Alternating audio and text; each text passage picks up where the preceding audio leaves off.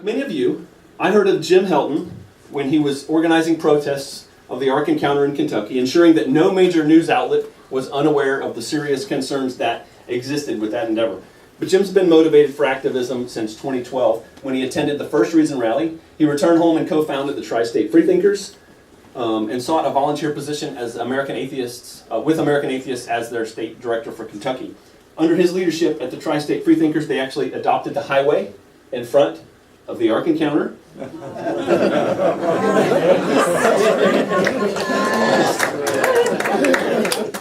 And I'm sure that they were delighted to discover that they had the help of atheists in cleaning up the road out front.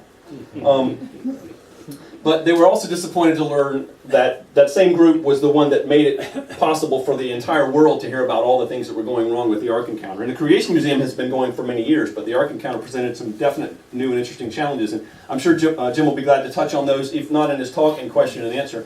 But his activism landed him appearances in the 27 documentary Bill Nye Science Guy, and the forthcoming documentary We Believe in Dinosaurs. Waiting for the laughs.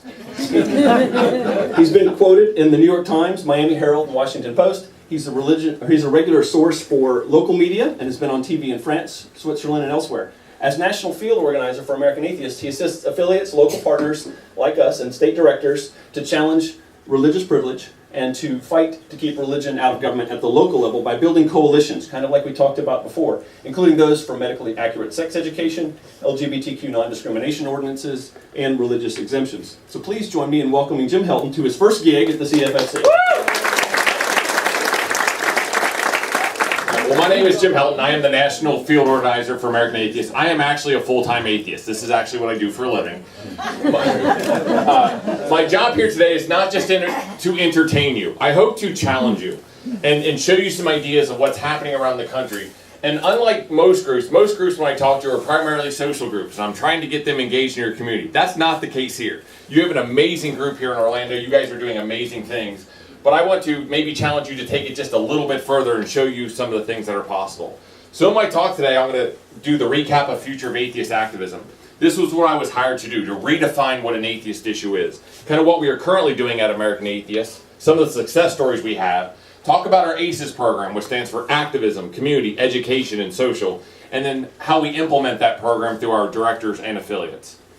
So in the Future of Atheist Activism, we wanted to redefine what is an atheist issue. And when you think of atheist issues, is this traditionally what you think of?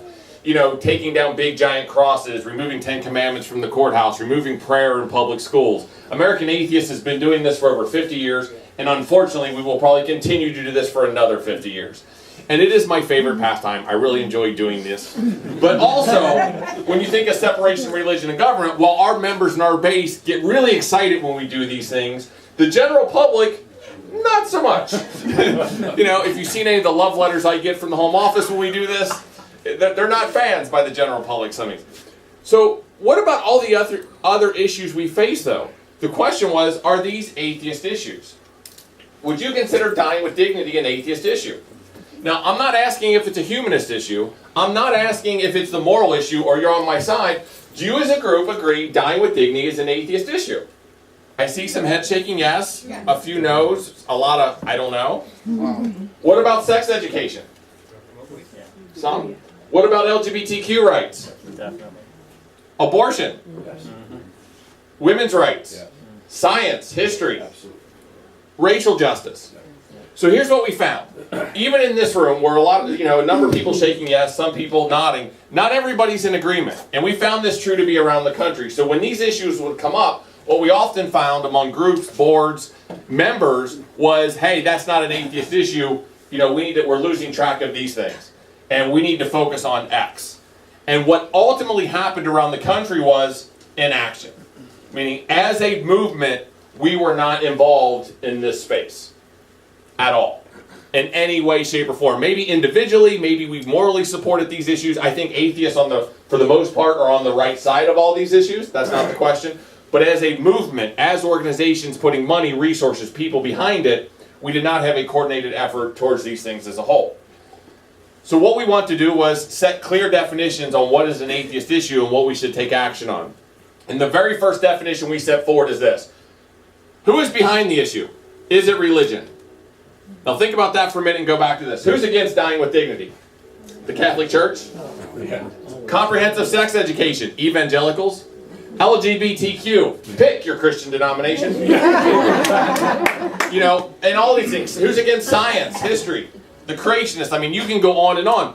While we've been over here doing separation of religion and government, our rights are getting trampled over here. And religion has been allowed to run amok. That needs to end today. The second definition we set, is this an equal rights issue? Is religion trying to pose its belief on the public? Think back to those issues. The answer is yes on almost every single one of them. So this is what I was hired to do. This is what I brought forward, to get involved in that space. But never in a million years, when I started this position just a year and a half ago, did I think the weather or guns would be atheist issues. I just didn't. It caught me off guard just as much as you. But here's the third definition that we adopted last year. If religion is offered as the solution instead of evidence-based solutions. And what does that mean and what does that look like? And I have some great examples that I show around the country, and some of them are from Florida itself, so be proud. So these are actual politicians around the country. The first one was they had a drought, okay, and they didn't want to do any water so they, God, can't even talk. Conservation. Utah's governor asked people to pray for snow. It worked last year, it'll work again, that's all they need to do. We can stop Hurricane Irma by banning the gays and abortion. We don't have to work on climate change, it's all the gays and abortion's fault. Who knew? Florida State Senator, only thoughts and prayers will stop evil behind school shootings. Florida House votes to force schools to display "In God We Trust" the day after refusing to consider gun control. Now, if I want to divide a room, there's no better way to do it than talking about guns. So let's talk about guns for just a second. That's just who I am. Let's say, for example, this side of the room's against guns, but this side of the room's for guns. That's not the conversation we're having. Can I get everybody to agree on these two statements? And I know that's a big one when it comes to guns. Can we agree thoughts and prayers will not keep students safe? Yes. Can we agree "In God We Trust" posters in classrooms will not keep students safe? Yes. And this is our point. Now, I can't respond to every jackass that says something stupid. But you can. And not only can you, you should. Yes. Because do you think they care what American Atheist says out of Cranford, New Jersey for a Florida rep? No. But they care what you think and what you say. So you must respond to these people and hold them accountable. We're not asking for any of these policies. If you're admitting there's a problem, which they clearly admitted there's a problem, that's why they're passing legislation, then we must hold our legislators accountable that we must have evidence-based solutions to those problems. End of story. No matter what the issue is. And if religion is pushing this as the solution when it clearly has zero effect, we can't stand by and say this isn't an atheist issue. We must be there in force. So what American Atheists is doing is we will help you write op-eds. We will write it for you if you want. You can slap your name on it and your organization on it. And the only thing we ask is not to make this about us, make it about you. You can just say an affiliate of American Atheists, really small. But put op-eds in the paper, we'll write them. Testify at the State House, we'll write it. Put out press releases, we'll write it. We will help you with this, and we'll help quote you, whatever you want to do. But we want to give this resources to you as local activists to help you with our team to make these local issues, and not somebody from another state interfering with your local politics. We want you to get involved with that. So with this, by these definitions, what we've asked groups to do is adopt these definitions. Because oftentimes, these things are very reactionary. You have to act quick, you have to act fast, and boards often don't have a time to say, let's have a long discussion if this is an atheist issue and what we should do, because we're not meeting till next month or next quarter. Like, if the groups adopt these definitions and put an activism committee together, they have clear, things to the board, then they can act immediately, quickly, and rapid response to these. So our unofficial slogan at American Atheists is out of the pubs and into the state houses. Well, here at American Atheists, we fully acknowledge it is fun to drink beer and bitch about religion. And for you wine snobs, we accept you too. And for people and the lightweights like me who are drinking water, you're all welcome. We're inclusive. But so let me ask you a couple questions on this, just to gauge the room. Who here feels the federal government represents your humanist and secular values? Nobody? What about the Supreme Court? Do you think we have a Supreme Court that is secular, that will uphold the Constitution? Are you confident? What about your lovely Florida representatives that I put up here? Do you think they represent you? No. Then I have one question, and it's a very, very simple question. And guess what that is? What are you doing about it? What are you going to do about it? It's very simple. And I will take some responsibility for this for American Atheists. We've had people in the past say, I want to do something about it, but we don't know what we can do. We need help. And I feel that the national organizations, including American Atheists, have not done a good job in the past supporting you as local groups and activists. And that changes now as well. The amount of support we want to give you and the amount of resources we want to give you and dedicate it to helping you change the things in your state. Because you can make the argument, at the federal level, there's not a whole lot we can do. I can't argue that. You can argue, depending on what state you live in, that there's very little state legislation you could do. And before you want to feel sorry for yourselves in Florida, I live in Kentucky between the Creation Museum and the Ark Encounter. It is a competition, and I am winning. But where you can have your impact is going after school boards and city councils. And we're going to talk about how to do that, not in opposition, but as an ally. In previous, they've always seen the atheist groups as enemy number one, and we want them to see us as allies, and we can show you how to do that. But one of the ways at the state level, because the state level in Florida is not totally hopeless, you have issues, you have lots of issues, but there are some things going on. You can click on your state, and we will show you the bills we're for and we're against. This is already outdated from last year. We're already currently tracking over 200 bills. And you can see where they are. And like I said, we'll help you write testimony, op-eds, anything you want on this. We also have Project Engage, where we encourage you to engage your politicians via social media and say, hey, how do you feel about the separation of religion and government? Do you feel religion should be used as an excuse to discriminate? And get them on record. Some of them will come out for you, surprisingly. Some of them won't. Some of them that will block you. And we will sue them and we will win. Because this has already been rolled on and we're doing this across the country. But we need you to engage as local constituents. They don't care what we say at another state. You have to engage them as well. The other way we're battling this is through toolkits and some of the presentations like we're doing today. Now this is just a sample of some of the resources we have, and I'm going to give you a highlight. Each one of these topics has an hour-long presentation with a toolkit accompanying and training after it. And we are really good at these, and I'm going to take a few minutes to talk about each one of these just to give you a sample of what American Atheists is doing and how we're fighting back against the religious right. And sex education is our #1 issue at the grassroots level, bar none, and we are good at it. So this is one of my favorite quotes.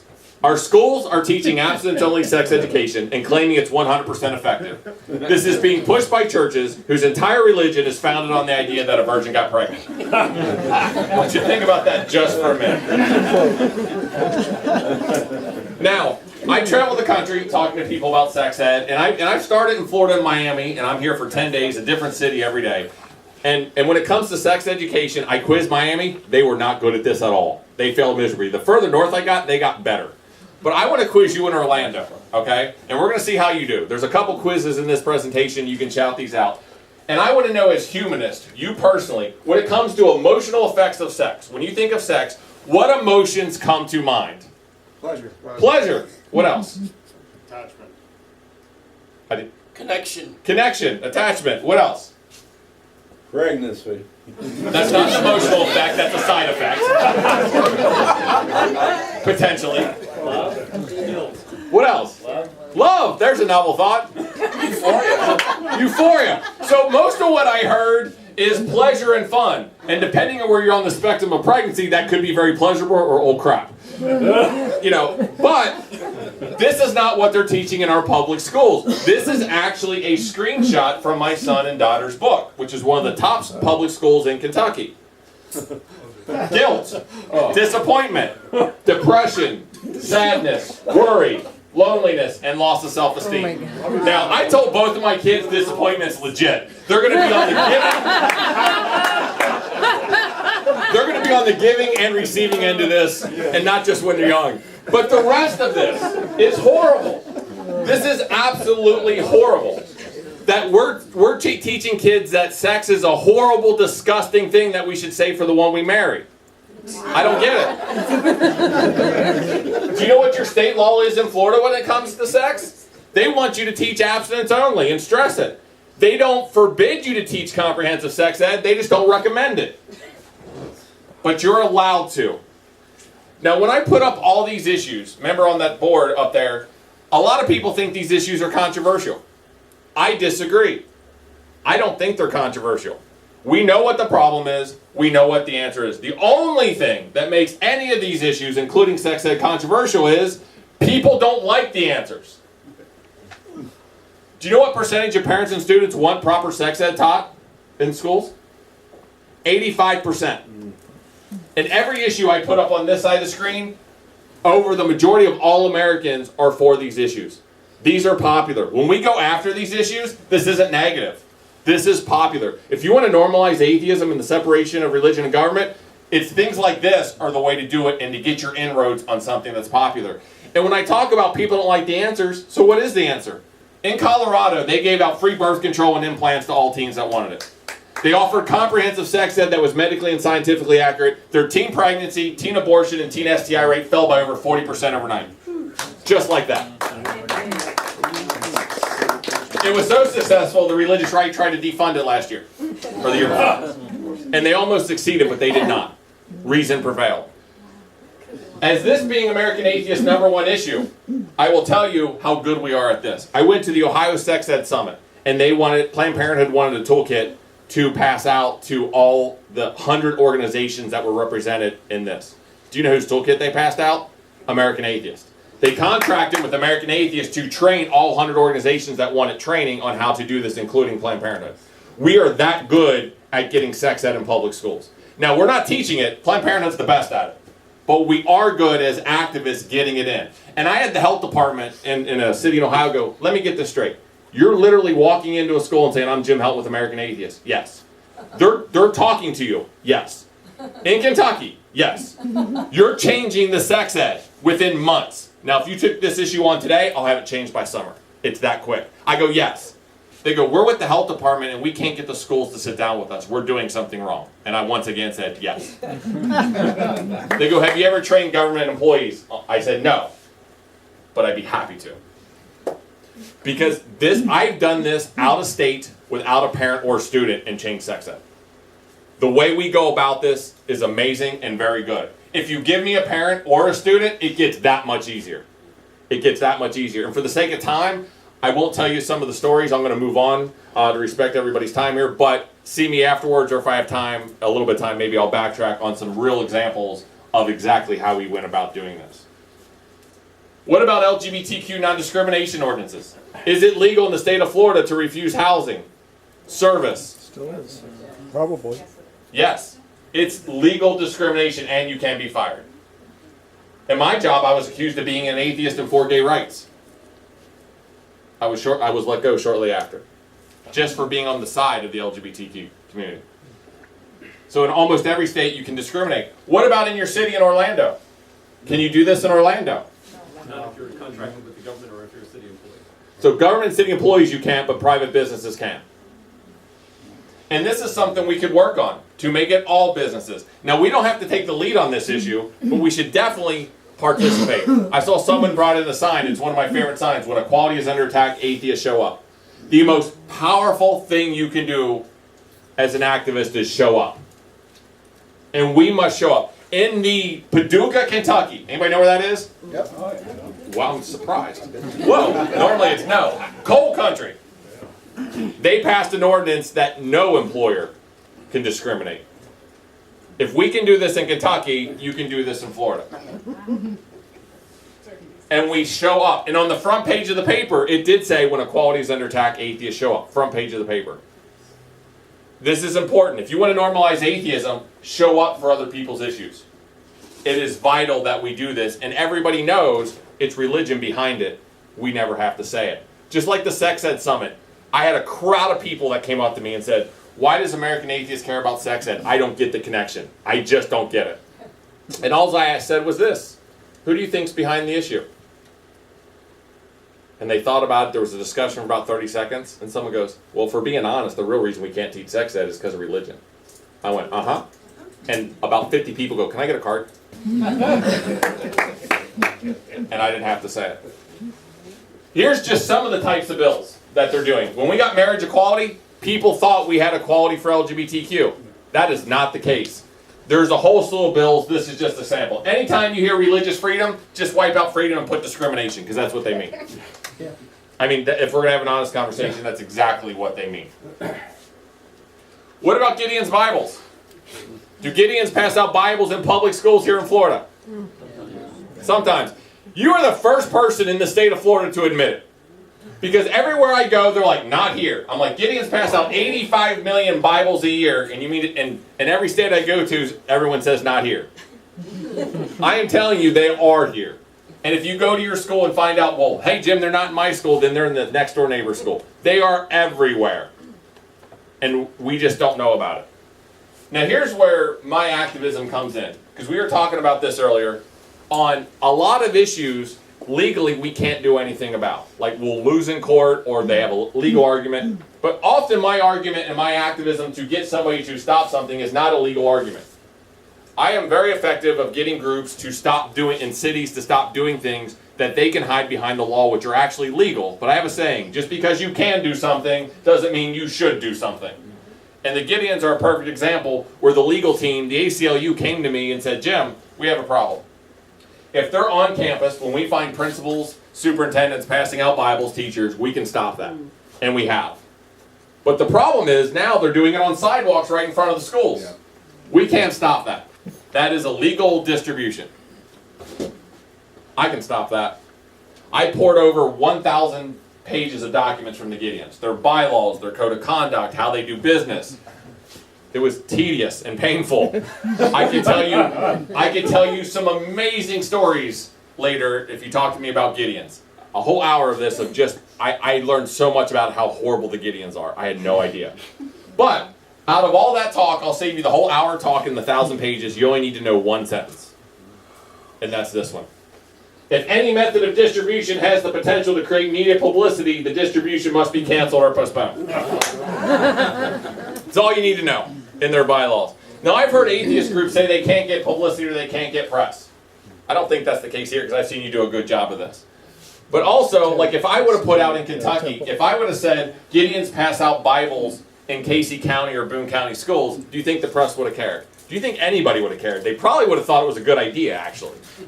So that's not the headline I put out. My headline said, "Atheists descend on public schools." How much press do you think I got? Guess what words never came out of my mouth when I spoke to the press? Atheists descend on public schools. Keep in mind, if you can't get press, I want you to think like a Fox News producer. Write the headline for them. Make it easy. They will show up. What you shouldn't do is when you write that headline, is that shouldn't be your talking point ever. You know, that's not what you should talk about. But it doesn't matter how informative you are or how much knowledge you have or how right you are if you're talking to an empty mic and there's no press there. So you have to get the press there. But this is a very effective method, and we simultaneously stopped 6 Gideon Bible distributions on the same day by doing this. And we invited students to pass out Bibles to the students. We had college students passing out Bibles to the high school students and talking to them. It was awesome. The Gideons, when they were trying to be interviewed, they denied an interview and said, "We don't know what you're talking about. We're not scheduled to be there." They lied. Cowards. The Boone County superintendent actually saved me because the press started to question whether I was lying until the Boone County superintendent pulled out Gideon's letterhead saying we plan to be there on the last day of school. And then they showed that in the press. What about Secular America Votes? Did you participate in this campaign here in Orlando? Yep. We launched this in swing states. Just as a beta test to a couple groups. Primarily the Secular Coalition for American Atheists wrote this toolkit. American Humanists, Secular Student Alliance, a bunch of FFRF, and a bunch of other organizations participated. We're still collecting the data. It is important that we register people to vote. For 2020, what we are analyzing is, should we do this as ourselves, or is it easier just to partner with other organizations that are already doing this work? But regardless of how we go about doing it for next year or later this year, we must be registering people to vote. So, I'll give you another quiz. I'm going to compare you to the other cities to see how you did. They did pretty well on this one. This is broken down by religious affiliation. Who is the largest voting bloc in the U.S. based on religious affiliation? I'll give you credit for getting any one of the 4 up here. Roman Catholics. Roman Catholics is number 3. Evangelicals. Evangelicals is number 2. Mormons. Mormons is not on here. I'm sorry, what? We, nuns, the non-religious, are the largest voting bloc in the country. Wow. How exciting is that?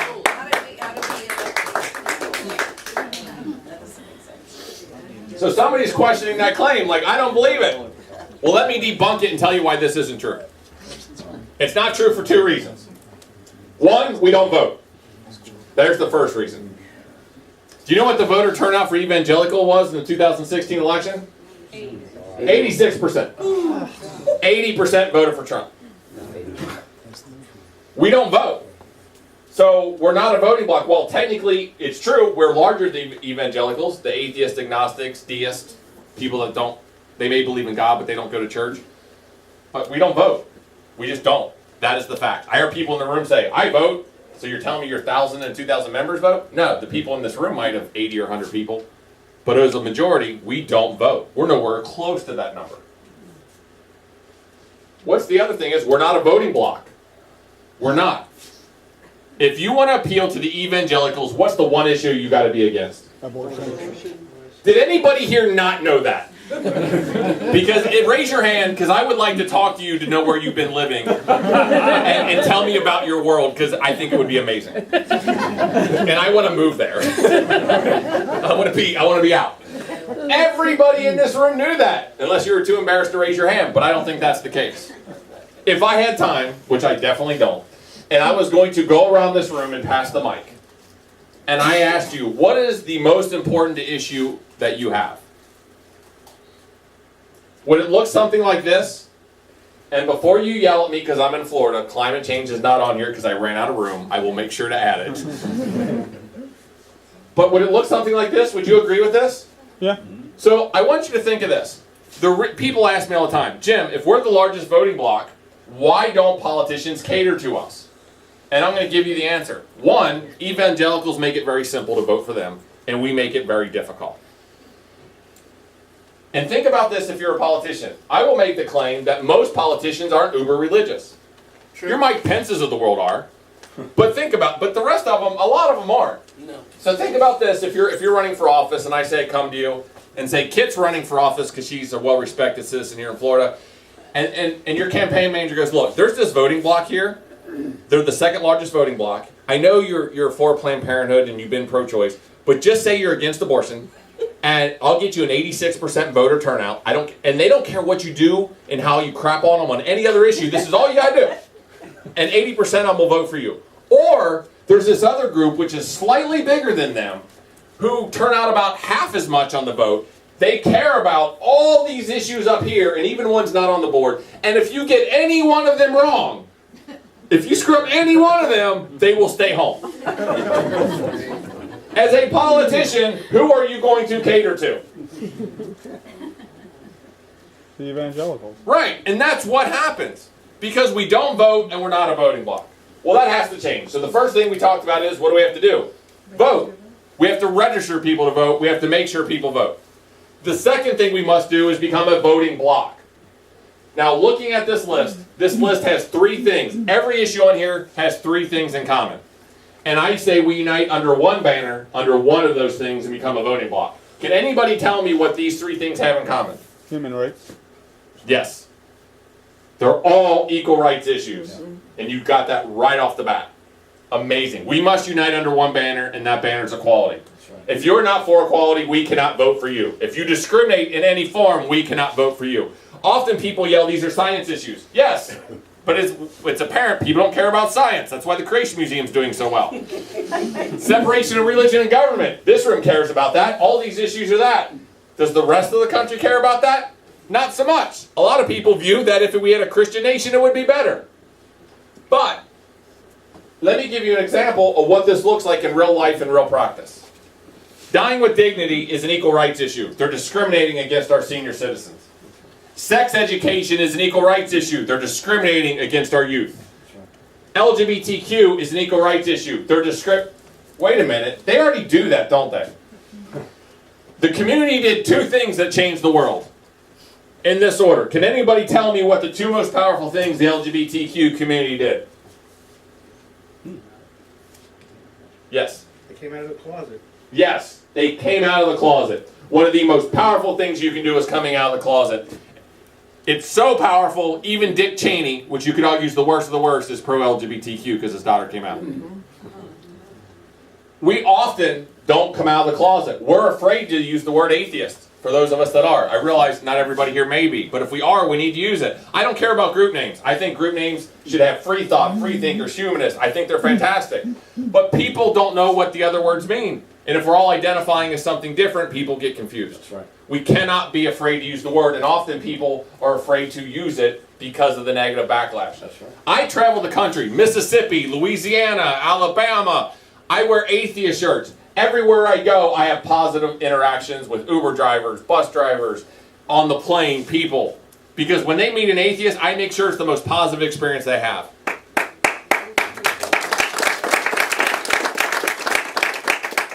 We have to come out of the closet. What's the second thing the LGBTQ community did? Unite. Under what? A common goal. Equal rights. Equal rights. Let me ask you this, and to prove the power of this. Same-sex marriage, was that popular? No.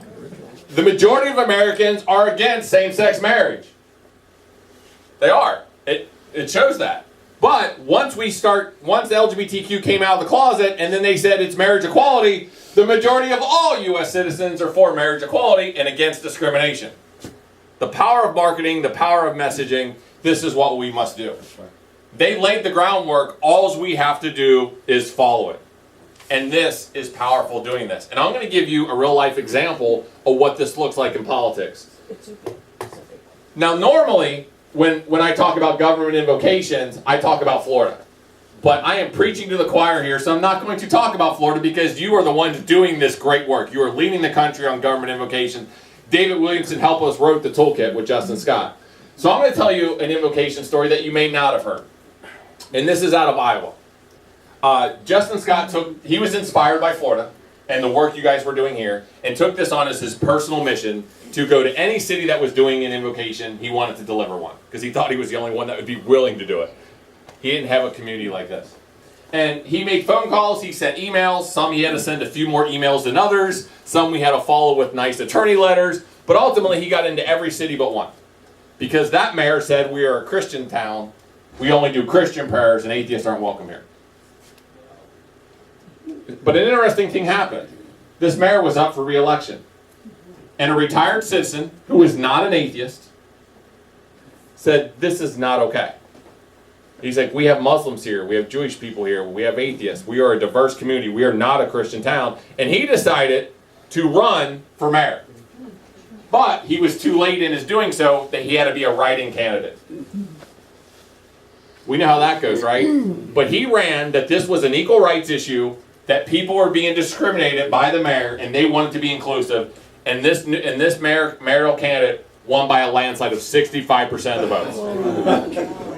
Now, if he would have ran a campaign that said, this is about separation of religion and government, do you think he would have won?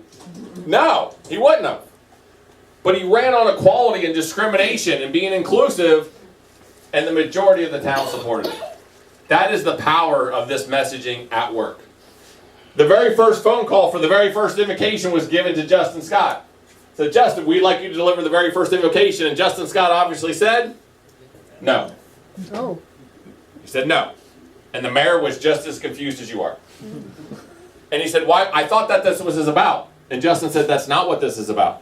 Do you see how much backlash I got just for requesting to do an invocation? Do you think other religious groups are going to come forward in this community? No, they fear backlash. If you ran on equality, if you ran on inclusion, then you would eliminate this practice altogether and you would do a moment of silence instead.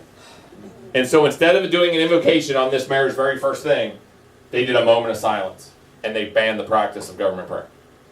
That was the power of one person doing one thing on here.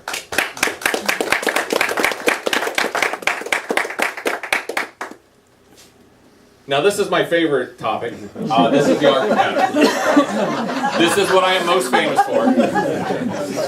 I can talk about this all day. So if you can't see in the back, yes, I did drop a 15-foot banner in front of the Ark Encounter that called it Genocide and Incest Park. Yes. That was I did such things. Now, again, remember my previous statement? This was my headline. If you see any major stream outlet, do you think in my talking points I said the words Genocide and Incest Park came out of my mouth? No. I also can't take credit for all the research into this. Now, atheist bloggers were writing about this way before I came along. They were doing all the research of all the problems. But I was able to successfully change the story internationally on the Ark with my group by doing this. And let me give you some of my talking points that we did talk about. It's anti-science. They're claiming the Earth is only 6,000 years old. They're receiving up to $18 million in state tax funding while maintaining their discriminatory hiring practices. Even Catholics can't work there. 75% of the real estate tax doesn't go to the government. It goes to pay back their $65 million junk bond loan. 2% of all employees' paychecks, not just at the Ark, on the county have to go to pay back the $65 million junk bond loan. The county gave them over $200,000 in cash. They gave them over 100 acres for $1. If you're single, you have to sign a vow of chastity saying you can't have sex till you're married. You have to sign a statement of faith saying the Earth is only 6,000 years old. Shall I continue? I can go on all day. The majority of all the press, except for atheist bloggers, about this Ark was positive. The New York Times openly admitted to me when they were coming down to do the Ark, they were coming to write a fluff piece. Until they heard about our banner, until they heard about our protest, and we had our talking points. And every major news outlet, even minor ones, covered our talking points. Even the Christian Post, the Christian Daily, the Christian World News, all talked about why we were protesting and the problems with the Ark. All of them did.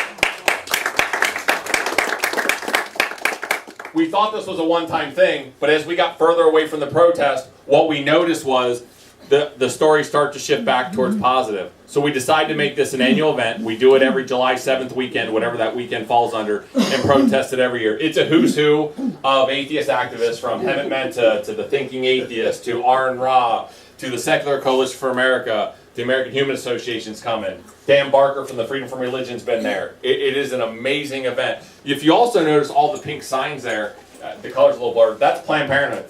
They officially sponsored the Ark Encounter protest and said, you're defunding women's health care, but you're funding this monstrosity.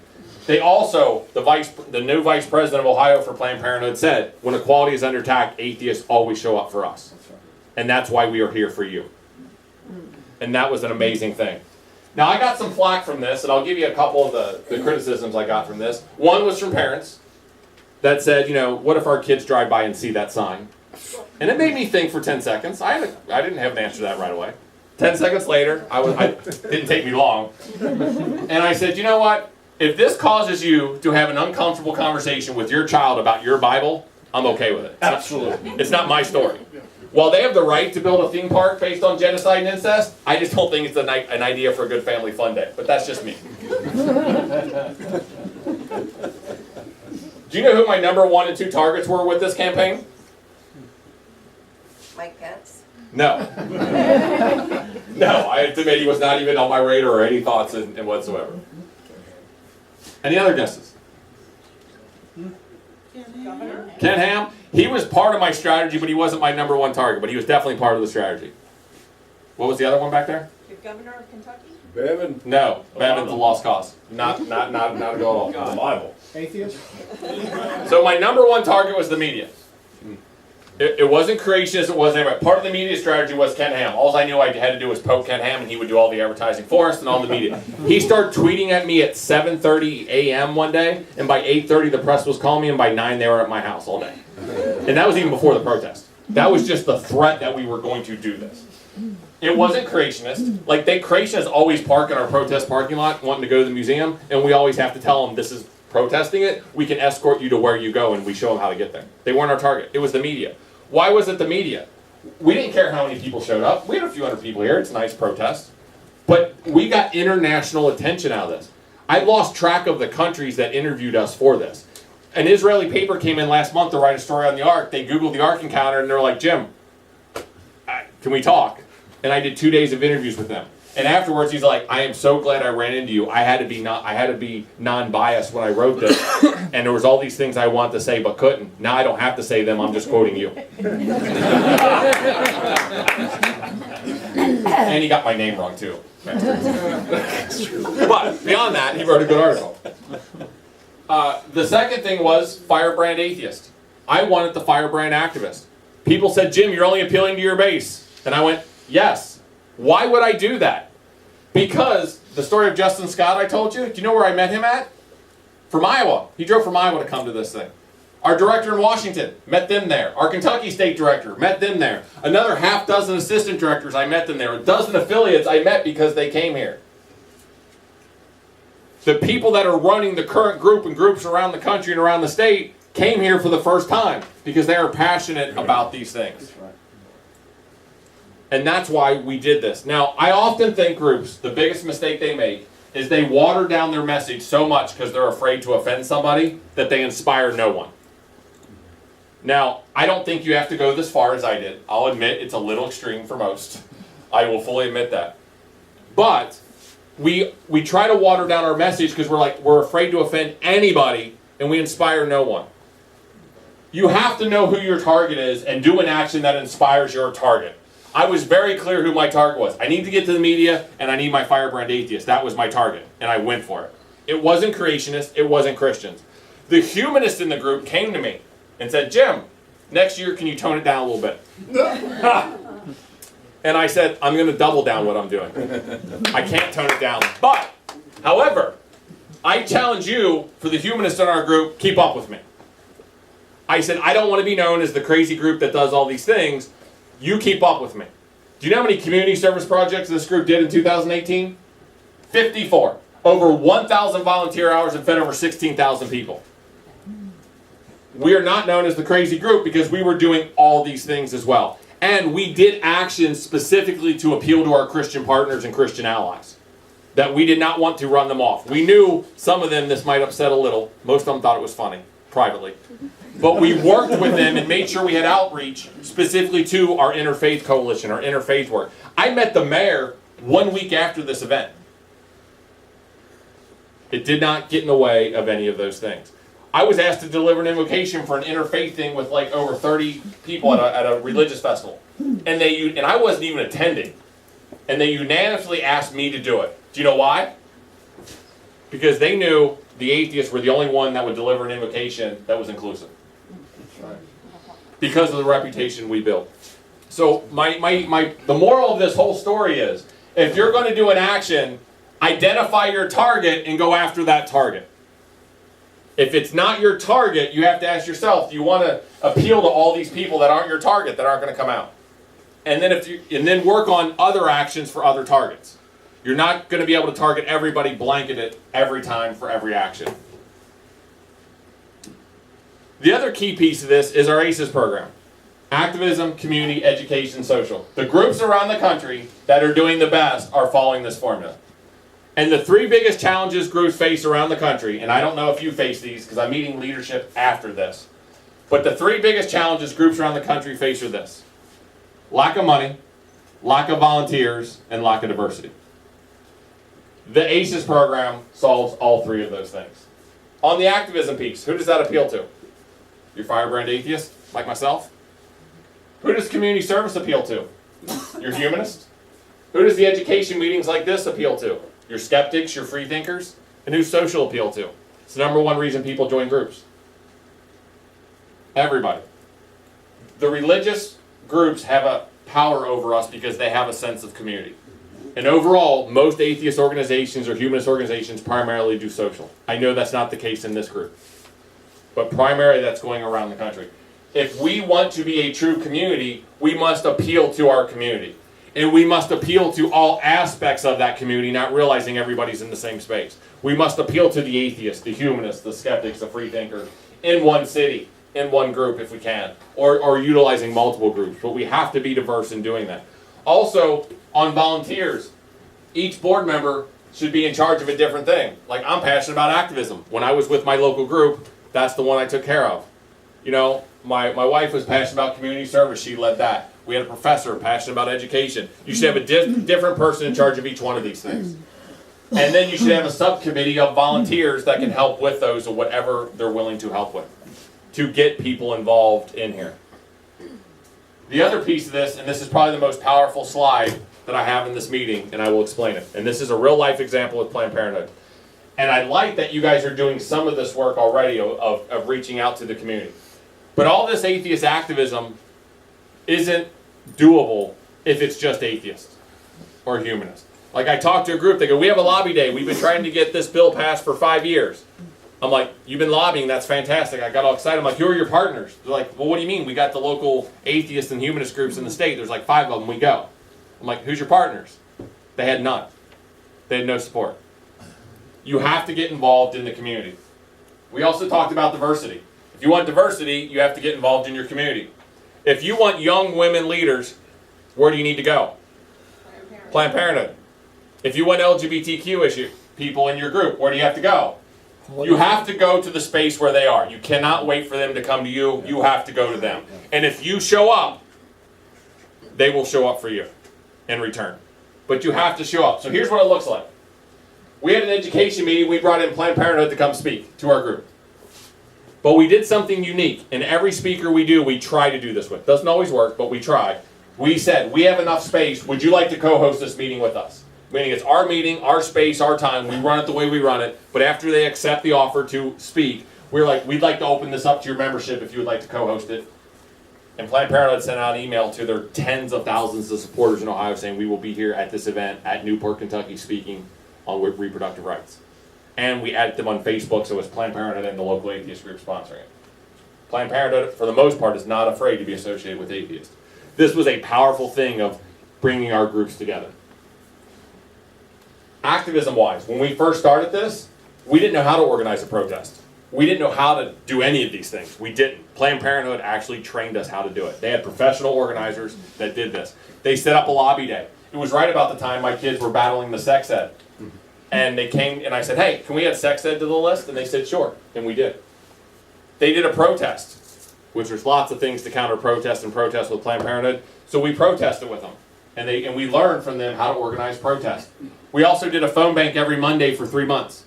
And I go, look, if we went this every Monday, at that time you had to be at their facility. Now you can do it remotely from your own home, which is cool. And I said, I might only be able to get you 2 people, maybe 4. And they said, Jim, the room only holds 10 to 12. If you can get me 2 to 4 people, you'll be my hero. And we did. We also got our community service division involved. And we said, what can we do for women? And we had members that volunteered at a women's shelter from Planned Parenthood and the local atheist group. But you couldn't volunteer there unless you were highly trained. Like, you had to go through a lot of training. But they desperately needed women's hygiene products. So we brought a truck and said, hey, see if we can fill this truck bed of women's hygiene products. We had to bring in a second truck because we filled 2. Wow. That we donated.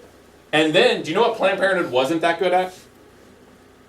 Just relaxing and having a good time. Guess what we did? After 4 months of working side by side with them, and on the lobby day, we were partnered with 6 other organizations. So when we co-hosted that lobby day, it was Planned Parenthood, the ACLU. We've done it with the Kentuckians for Commonwealth. We did it for Equity Ohio. We got introduced to all these other organizations from doing this. At the end of it, we drank beer and bitched about religion. An interesting thing happened with this, though. When I walked into Planned Parenthood building to work with that organizer, she said, you know what? She admitted to me right off, I'm an atheist. It's not really how I've identified. I don't do anything about it. I don't really say anything about it, but I'm an atheist. So what I would call semi-open, right? But no one, does anybody else know? She goes, I don't think so. We don't talk about it. We start volunteer there next year. When I walk into that building now at Planned Parenthood, it's hard for me to find the religious person. The building is filled with open atheists all over the building, everywhere. When I go to the other buildings in Ohio, they're all open atheists. Even the religious people that work there say, Jim, we love the atheist group. You guys are amazing. And they give me high fives and hugs. It was a game changer by being involved with them. If you want more people of color in your group, you have to tackle issues that people of color care about. You have to go where the people are. And you have to support them. And they must know you're there. How many people went to a women's march or March for Science in the last couple of years? Did they know you were there? That's my question. Meaning, did you have signs? Did you have t-shirts that represented your group? Did the organizers know you were there? Did you talk to them? Did they know you were there as a group? Did you speak? Were you on stage? Did a humanist or atheist speak at any of these things? I can tell you in the city of Cincinnati, they do not do a protest that's big without asking the atheist to be there and giving us a free table or asking to speak. We are that intertwined with our community. Even the preachers, when they speak, we never ask them, just by being involved, when they have a preacher speak, they say, we'd like to thank all the people of faith for coming, and the people with no faith at all. We even got preachers to acknowledge people of no faith. City council started saying people of no faith. We didn't even have to ask, just by us being present. And the best compliment I've ever received from a politician was, Jim, when I see you at a protest or a rally, I know I'm on the right side of the issue.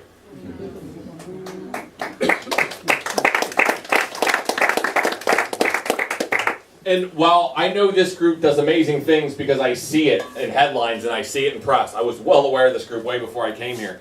And like the Ark Encounter, that was opportunistic. Like, I'm a very opportunistic person. We must take those opportunities and run with them. Okay? But what I am talking about is a strategic plan in between the Westboro Baptist Church coming, in between something happening, is having a strategic plan to go after a policy. The LA Times reported that the Christian right hijacked over 2,000 school boards overnight. I want them back. We need to go after a policy and be targeting cities and schools where we can have an impact, and we must be doing this methodically and strategically. Taking advantage of opportunities, but using it to our agenda.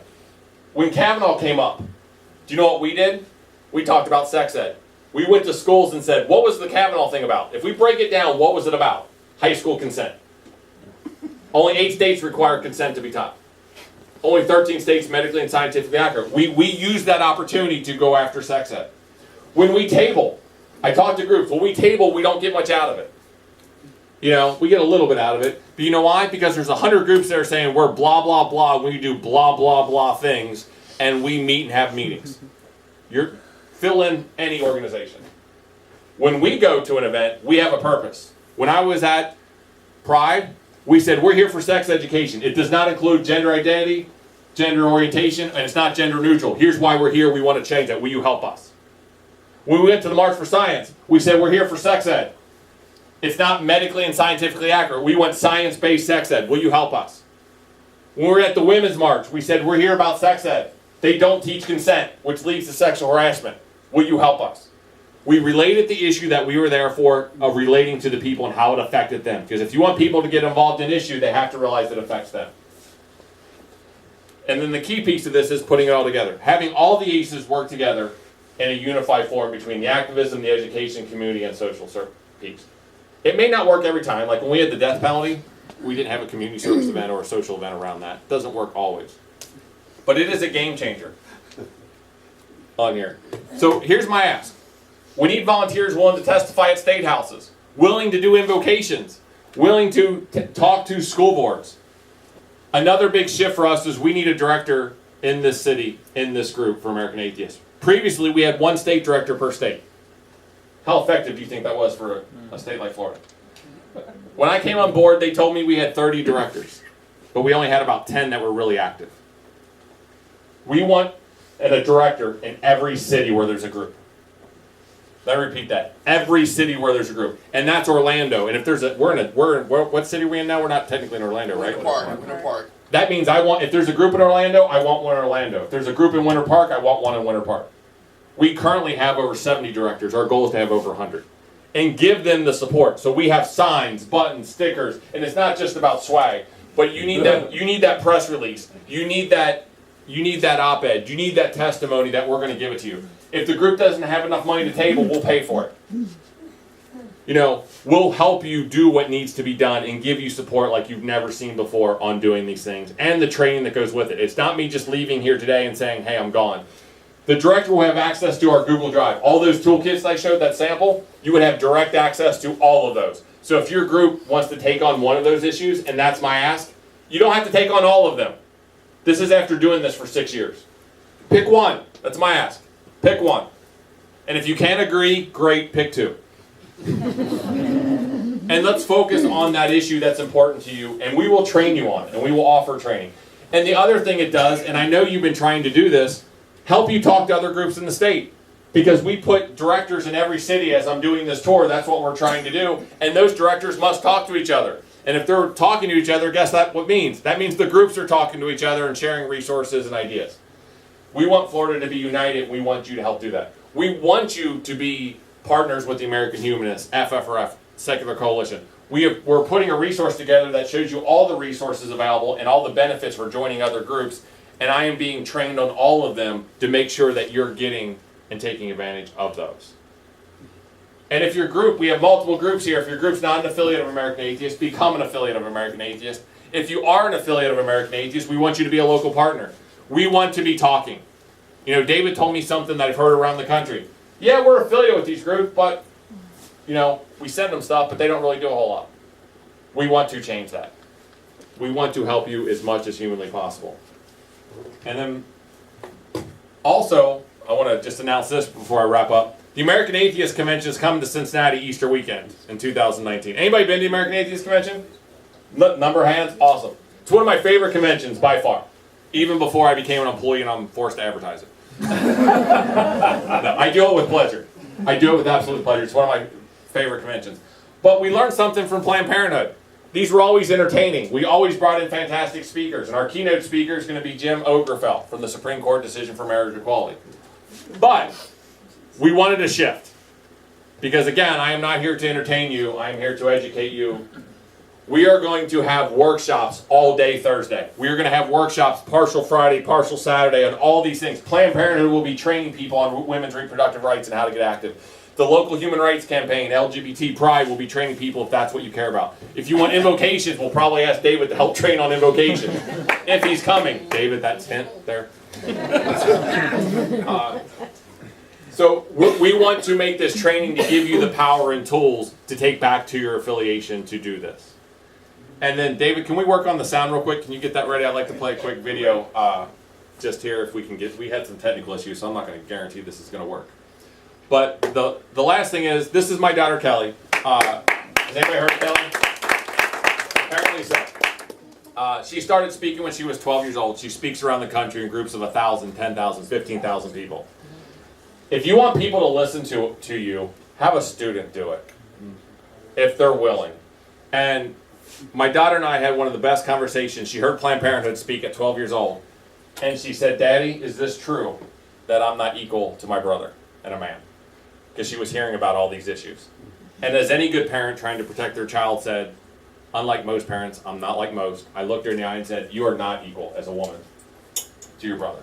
You will not get paid the same as him, most likely. You will not have the same access to health care. You will not be treated the same. You are more likely to experience sexual harassment. And I went down the list, and she got mad. She did. She got really mad, and I smiled from ear to ear. And my last thing I said to her is what I said to you earlier. So what are you going to do about it? That's right. And she was shy. She wouldn't speak to strangers. She wouldn't speak to you. If you said hi to her, she put her head down and walked away. We had a bullhorn at a rally at UC, and she says, Dad, I want to say something. I was like, well, write it down. And she wrote 2 sentences, and that's what she did. At the second rally, she said, Dad, I'd like to do a speech. And I said, well, she goes, I don't know how to do speeches. And she said, I said, write down all the facts about Planned Parenthood and women's reproductive health that you know. And she wrote it down. And I said, I'll turn it into a rally speech. They had over a dozen speakers there. She could only muster 30 seconds. We honed her down to 30 seconds, and she's the only speaker anybody remembers. At the Freedom...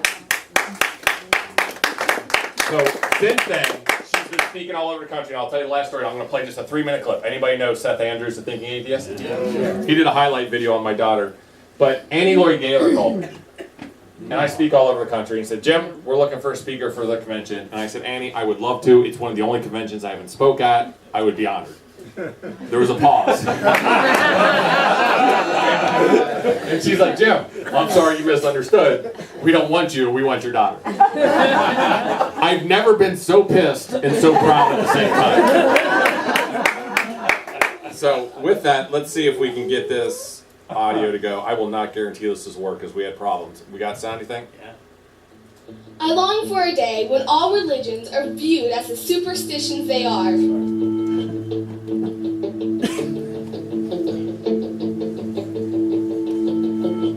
I've been speaking for about a year now, and it goes over like different types of issues, mainly like equal rights issues, including like women's rights, like women's health care, abortion, LGBT rights, gun violence, and just different topics.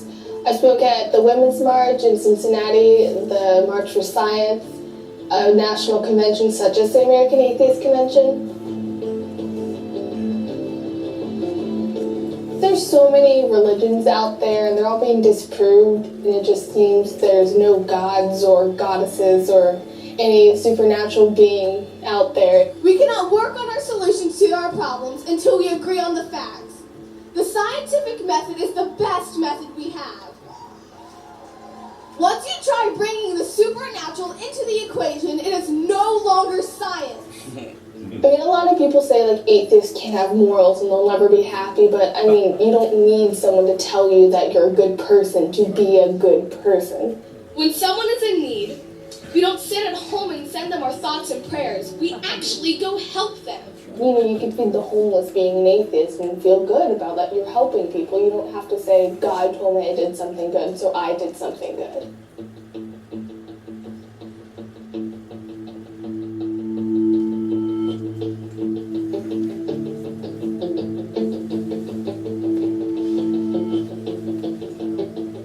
If you truly want to reduce the need for abortions in Ohio, then contraceptives and birth control would be free and easily accessible.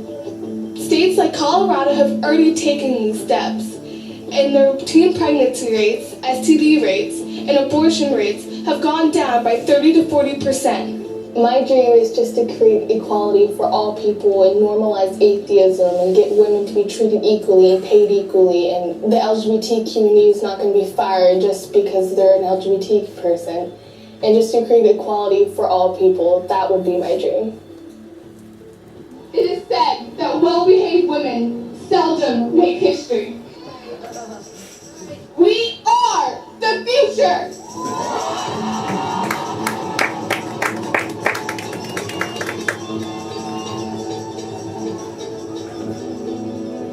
And the reason I show you that is not just a selfless promotion of my daughter, but if she can do this, you can do this. There's no good excuse of why you can't take some part in changing the world around you if it bothers you. If you are truly upset about it, my goal is that you take action to do something. So with that, I'm Jim Helton with American Atheists. I really appreciate it. Thank you.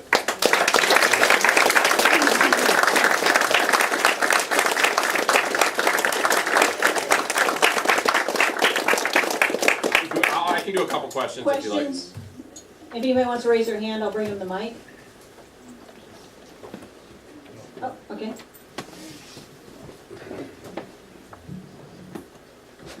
In the beginning, you said you were from Kentucky, and I wondered if you've done anything about, have you written to the local papers about Covington High School and their discrimination, basically the Catholic diocese and who is over them regarding the MAGA kids on Friday Video with the that came out. protest?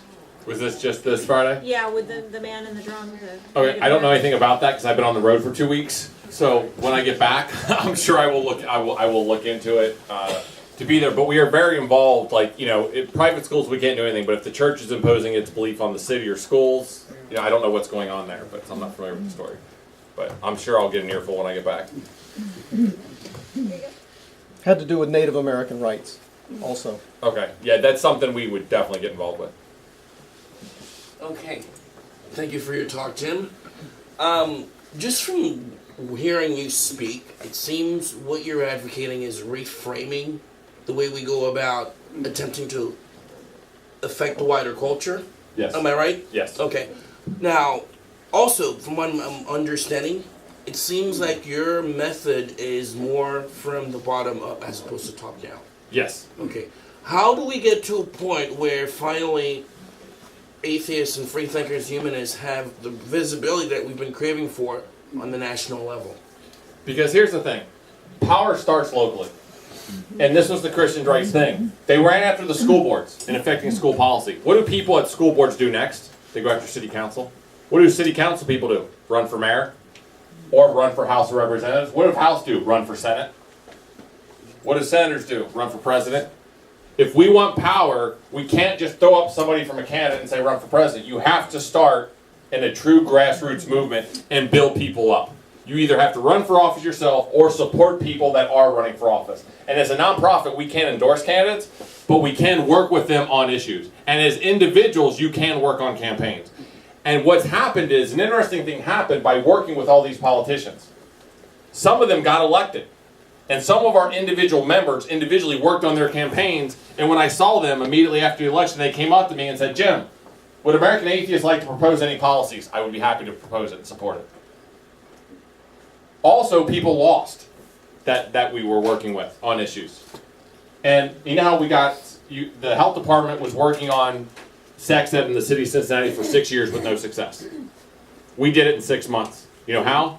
The person that ran for school board that didn't win, who was on our side, we said, you know every school board member, would you work with us on sex ed? He introduced us to all the key players. We did it in less than 6 months.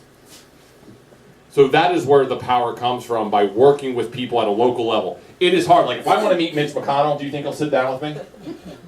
Can't find him. Can't find him. But if I want to meet my local school board member, I can. If I want to meet my local city council person, I can. I can meet my mayor. And as these people rise in power, there are people now in parts of the government where I can go to a House, a representative, or a senator where they will meet me. Because we've been talking to them when they were down here and building them up. And that's how we change policies, and that's how they're not afraid to associate with us. But we have to get involved at a grassroots level on things you can impact. We also have limited time and resources. Like, I don't take on issues I can't fix. Like, someone goes, we should have churches pay taxes. I'm like, that's great. Give me millions of dollars in 20 years and I'll see what I can do. I don't have millions of dollars and I don't have 20 years. I want to go after things that we can impact now and quickly. And so that's where we're starting. That's what we're choosing to go after. I can repeat the question for people. That's all right. Just. We have a question back here, sorry. I'll say. Yeah, right. I'll be back. How do you message change to affected groups that they don't view themselves as effective? Like women who are pro-life, or they like the subordination of men because that's how their family is run. Or maybe victims of gun violence that are still pro-gun. Like, how do you market to them? So you have to target, let me use the example I gave you before, because a lot of these are nuanced issues that I'm not experts on. But like when I was doing sex ed, did you notice my messaging for the March for Science was science-based? On Women's March it was women's-based, and on Pride it was LGBT-based. You have to go how this affects them. And you have to overcome things. So it kind of goes into the street epistemology. You don't attack the person, you don't attack their beliefs, you attack their methodology. And you also ignore their first objection. Like if somebody says something and they give me an objection, the first thing out of my mouth is, if that wasn't true, then would you support this? And if they give me another excuse, then why bother addressing the first one? You know, because like I'm for, like, you know, in Kentucky they wanted guns. They wanted all the teachers to have guns. And then they wanted the bus drivers demanded guns. And then one of the politicians wanted the seniors in high school to have guns. I was there. You know, and so the messaging was, when we talked to some of the people, they go, it'll keep students safe.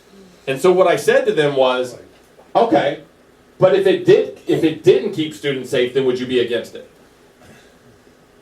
You know, and then if they have an honest question, then you go. But just spewing out facts and evidence is not going to go very far. You know, but you have to get to the root of their issue.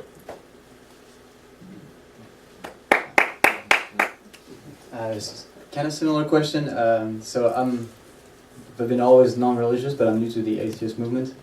I was looking at the values that you listed, the old ones, you know, fighting for Bibles to be removed, and the new ones. All the new issues are liberal issues and leftist issues. I was wondering if it was a conscious decision, and how do you cater to the more conservative and centrist atheists? Great question. So American Atheists is not liberal, we're not progressive, we're not conservative, we're none of those things. We are a true nonprofit neutral. We set up the definite, and this is very clear for groups, because if you want to divide your group, while one side is clearly more in favor than the others, keep in mind, in Florida, the In God We Trust came from a Democrat. You know, So in Kentucky, the transgender bills were proposed by a Democrat. There's clearly one party more supportive than the other for us. But we stay out of that terminology altogether. If you notice, it was never part of my speech anywhere in there. Because if we want to unite the atheist movement, Democrats, Republicans, Libertarians, or unaffiliated, is ask yourself this definition. If the religious right's behind it, we must be here. It's not a conservative or liberal issue. So I will work with anybody who will work with me on those issues. There tends to be one party more likely to work with you that we will not deny. But when we went to CPAC, we got multiple members, hundreds of members. When I went to the RNC convention and I was at the entrance gate of it with Planned Parenthood, that's a whole story amongst itself. We got surrounded by media and people, and I could not tell you how many Republicans walked by and said, "I wish our party supported you." So we can't make this into a liberal conservative argument, or we divide our movement, because you will have a number of libertarians that won't want to come. But if we can get libertarians and progressives to agree religion shouldn't be the solution, which I think we should be able to, then we really truly unite a movement like nobody has done, because we're appealing to all parties involved. So I went to middle school and high school locally, and I've been graduated for about 3 years, but when I went, they refused to teach evolution or any sex education. They spent maybe one day going over only the anatomy of humans. And so I'm fairly certain it has not changed. How would you go about changing that? So here's my ask, and I'll give you the short answer to this, and every school's different. But here's my ask of anybody in this room. Contact your local school and find out and ask what's being taught. It's a simple ask, and let me know. I just want to know what's being taught. Here's how the conversation goes normally. When I set that appointment, I say, "Hi, I'm Jim Helton with American Atheists. You're probably wondering what my agenda is and what I'm doing here." And they're just like, "Yeah."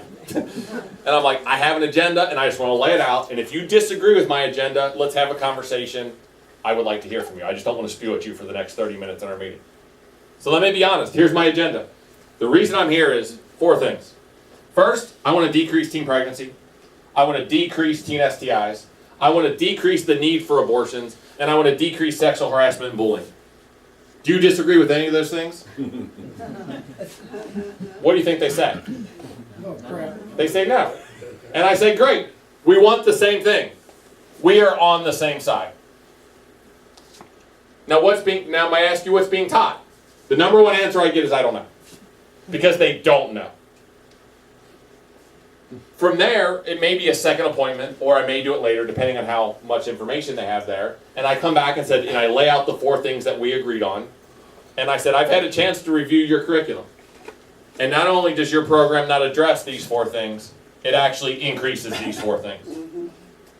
Are you willing to look at an evidence-based program that can address the things that we care about? And 85% of parents and students in the community would agree with this. And they say yes. Here's the thing. I know what all the answers are. But when I got them to agree to decrease abortion, decrease pregnancy and STI, guess what I got them to agree to? Now they have to talk about contraceptives. That's the only way to do it. When I got them to agree to decrease sexual harassment, guess what I just got them to agree to? Consent. When I got them to agree to decrease bullying, guess what I just did? Gender neutral, sexual orientation, gender identity. But if I come out firing with this is what I want, they're going to shut down. I get them to agree on everything, and then we walk them through the process like I'm discovering it with them for the first time. And laying out the options. And I got them cornered because it's really hard to backtrack. And do you know who our number one opponent to sex ed is? Or any issue on here, just about. Do you know who our number one enemy is? Not the church. It's not the church, believe it or not. Seventh-day Adventists? No. It is all the people that agree with us that are afraid of a few parents. We went to school board where we talked to 9 school board members individually. They all, behind the scenes, agree with us. But almost all want to do a vote otherwise because they're afraid of a couple parents. So do you know how I get sex ed passed a lot? Because when I walk in the building, they know who I am. And they all make me make one agreement with them when they work with me on sex ed. And guess what that is? Stay in the closet. Yeah, Jim, we agree with you. We will do this as long as you promise not to go to the media. That's the number one thing I get every time I walk into a building. And I say, do the right thing and I won't. Not a problem. But they know if they don't, I'll put out a headline that says, Superintendent votes to increase abortion rates in Boone County. And I've made examples out of schools. I've made huge examples out of schools and ripped them apart in the media. Because they're afraid of the Christian right, which is a small population of people that disagree. I want them to be afraid of us. We are the largest voting bloc, we are bigger, we are stronger, and we are louder. That's right. And they need to fear us. If they, the enemy, but it's kind of like a thing. Be nice until it's not time to be nice. And when is that? You won't know, we'll tell you. When I go into these schools, I am not going to any of them adversarially. I am going in there as an ally. And I try to be as nice as I can. I negotiate as much as I can. I give up things. I gave up condom demonstrations for sex ed. I give up things, and as long as I'm improving it, I work with them.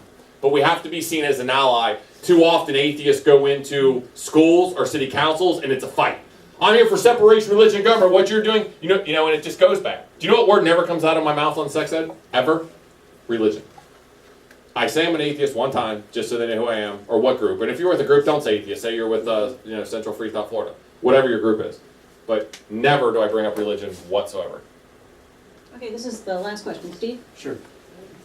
Hi, David Silverman amplified why it's important for people to be out as atheists as opposed to other euphemistic expressions like freethinkers. Could you kind of explain what your thought is about that? Yeah, so David and I actually had disagreed on this for a while. And right before he left, I actually got him to agree with me on this. And the big discussion was, as individuals, it is true, 90% of the population does not know what a humanist is, does not know what a freethinker is. They don't know what these words are. 90% of people do know what an atheist is. Where David and I would run into conflict is it's like, you have to stop attacking groups and tell them they have to have atheists in their name. I adamantly disagree with that. If the group's comfortable, they should do it. If they don't. If they've been around 20 years without it, then don't add it for no reason. It does not matter. Because, let's be honest, if we're going to have an honest conversation, I did Darwin Day at the Cincinnati Zoo with the Tri-State Freethinkers. Do you think the Tri-State Atheists would have been at the Cincinnati Zoo for a scavenger hunt partner with the zoo? No. But when I walked into that room, did the CEO and every education department know that we were atheists? Yes, they all knew, but we made it easy for them to work with us. The other thing is this. I think we make things too complicated. So when I talk to somebody and religion gets brought up, or they ask if I'm religious or what church I go to, the very first words out of my mouth, if it's appropriate, I don't just spout out, hey Bob, I'm an atheist. Like, where'd that come from? But if it's in the conversation, I let people know. And it's very simple. I'm an atheist. End of sentence. Stop there, please. Most people then go into this rant about humanism or freethinker, and it gets convoluted. Stop. I'm an atheist, and smile. If they ask you a question, like a lot of Christians do, well, where do you get your morals? Now let's talk about humanism. And that is the perfect spot to insert humanism. Here's what I believe. If they talk about, well, how do you know there's not a God? Well, I'm a skeptic. And then go into what skeptics is, or a freethinker. But wait for the question before we start rattling off all these terms that nobody knows, or try to explain. It's a very simple thing. I'm an atheist. And if you think of interactions I have with people always say, what do you do, Jim? Think about your messaging, what your group does. You know what my message is? When I'm sitting there with a Lyft driver, I've deconverted more Lyft drivers in a 15-minute ride than And this is the last story I'll tell you. I can tell you stories all day. They're like, you here for work? Or vacation? I'm like, here for work. They're like, what do you do? I'm like, I'm the national field organizer for American Atheists. And the look on their face is that, who did I just pick up? That stereotype, people don't want to use the word atheist because the people are freaked out. That's every driver that's ever picked me up. But here's the difference. I said, look, I travel the country fighting for equal rights when religion's used as an excuse to discriminate. That's what I do. And I smile. And they go, well, give me an example. I go, well, in Kentucky, we're one of the leading states for marrying off children 10 to 12 years old. And we thought that was a bad idea. And the religious right thought it was a good idea and said it was their religious freedom to do so. We stopped that. And I give them examples like that. Like, hey, child care, child safety, you have to be reported to the state. But if you're a religious organization, you don't. And children are dying and being abused because they're not following the same rules. We think children should be safe. You know, and people are like, oh, we talk about discrimination, LGBT, and they're just like, that's so fascinating. They start asking me questions. And then, after our brief 5-minute conversation on this subject, it's usually 5 minutes, they usually follow up with this. Well, I believe in Jesus. Or I have faith, or they give me some sort of religious thing. And I say this. I say, okay. I said, how sure are you that your God exists? And they're like, 100%. I did get one person say 99.9. Of course. So I said 100%. And I say, and how did you come up with this conclusion? If you don't mind me asking. And they give me 1 of 3 answers typically. The Bible, you have to have faith, or personal experience is the big one. Like you can't explain it. It's a common one. But no matter what they say, I just simply say this. I don't attack the person. I don't attack their belief. I attack their methodology. And I just say, is it possible to have a holy book? Or is it possible to have a personal experience and come up with the wrong conclusion? And it's silence. And they go, well, yeah. And I said, well, okay. Then is that a good methodology to use of something where you can come up with the wrong idea for something you're 100% convinced on? And almost every time they go, huh, never thought of it that way. And I follow it with something to think about. Hey, I'm here. It was a pleasure talking to you. And almost always like, do you have a card? When you coming back? Can we go to lunch? And the thing is, these are 5 or 10 minute conversations.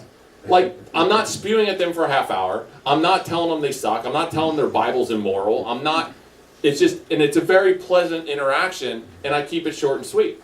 And then when I do this with other people, where I actually see them again, when I see them again a week later, they're like, Jim, I got a question. Do you mind me asking? Sure. Like, they're bringing up the conversation, and I keep them all short and sweet. And I don't go after how crazy the religion is or how it does. And it works. And like I said, I travel the worst of the worst states. I was in they put out a poll of the 10 worst states to live in. I was in 5 of them in 5 days. Wearing atheist shirts everywhere I went, and every interaction I had was pleasant. Even though the very first thing out of my mouth was, I'm an atheist, and the horrified look on their face is there. But it's never there when I leave a few minutes later. Even if it's a bank teller, even if it's a grocery store, I never let it go unchallenged. But I want to make sure they have the best experience with me, even if I'm not I'm an atheist. So, are you rooting for did you see the football game? And I don't care. Like, I want to make sure it's a pleasure experience for them. So, all right. I have plenty of other stories, but I'll stick around afterwards if you haven't, so I know respect for time.